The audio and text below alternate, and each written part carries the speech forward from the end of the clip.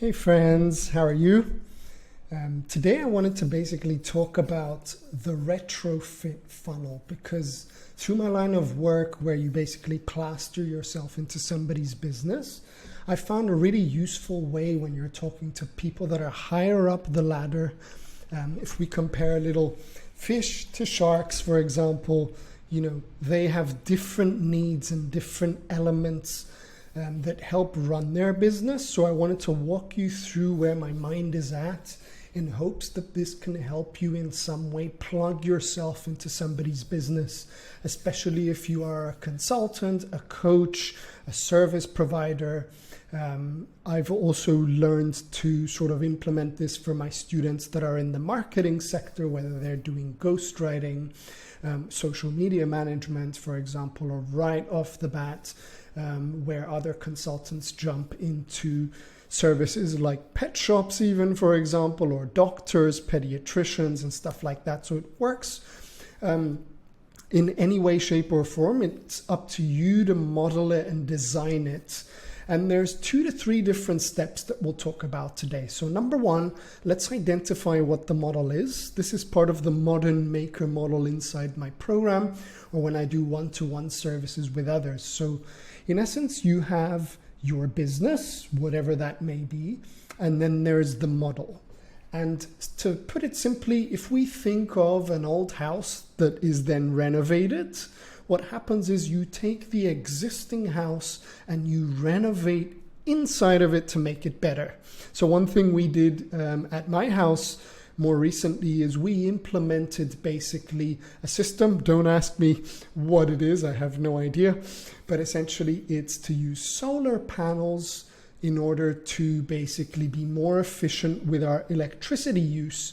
But what happened is somebody came along, implemented the solar panels, implemented the system, and we made an investment. And now instead of paying, for example, $300, $400, $500 every month in terms of electricity bills, we're paying $20 because we're using renewables. Now, I'm no sort of circular economy expert, but you understand what I mean by retrofitting something. It's like an add-on or an extension to the existing business that we have, and it comes from the construction sector, right? So, and I've learned to use that.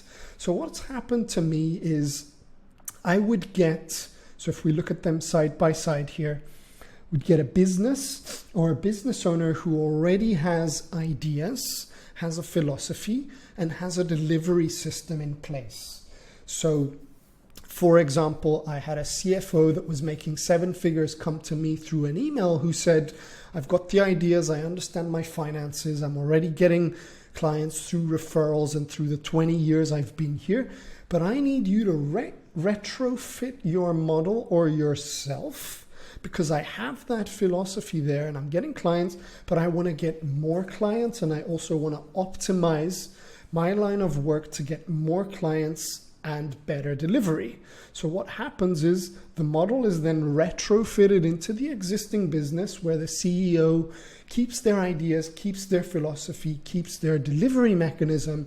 And then in this case, when I drew this little doodle, and excuse my terrible art here, is we spoke about proximity offers. How can he not only sell a 30K package, but also have different tiers to that offer, which is his core offer, in order to serve more clients.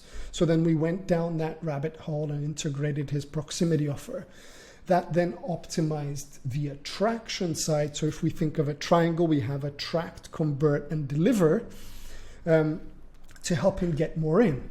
Then we retrofitted the part of the model that dealt with content strategy. So this specific person was very good in finance, but wasn't good on content. He wanted to know when to post, what to post, how to post it, and have an entire strategy in place, which then moved on into what I call the email snack cartel.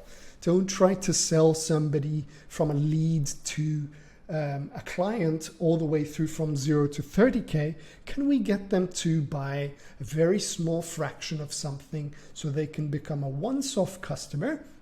And once we've done that, we can ascend them into the big thing, which then ties very well into the proximity offers. Or another thing is power writing, right? There's one thing just putting out posts on social media for virality, and there's another one where we write to shift beliefs, to get somebody to have a reason to buy now, to be close to those values and the philosophy.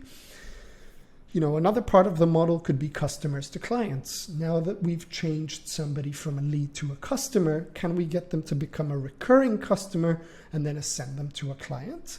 And then the other one is the weekly recurring revenue to pay in full, where a lot of people who do sales calls may try to do them to either persuade or handle objections or whatever it is that they're doing to get somebody to say that magic yes, right? Whereas with weekly recurring revenue, we can increase the velocity that cash comes in on a weekly or daily basis, and then also optimize for paying in full.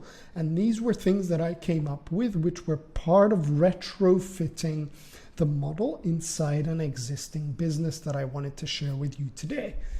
You can also have a time frame, right? Like everything doesn't just happen all at once. So for example, in week 1, you can have your proximity offer or the front end or the sort of systemizing side of things, which in this case would be back end.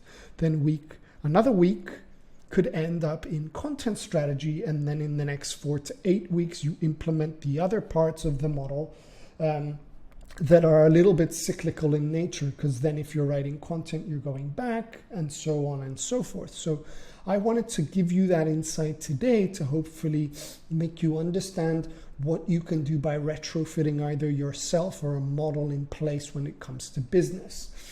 So this is it in a nutshell per se, where we get the leads from socials, from email, that could be LinkedIn, Instagram, Facebook, whatever it is, and then have an engine in place to turn those leads to customers with workshops, with digital products.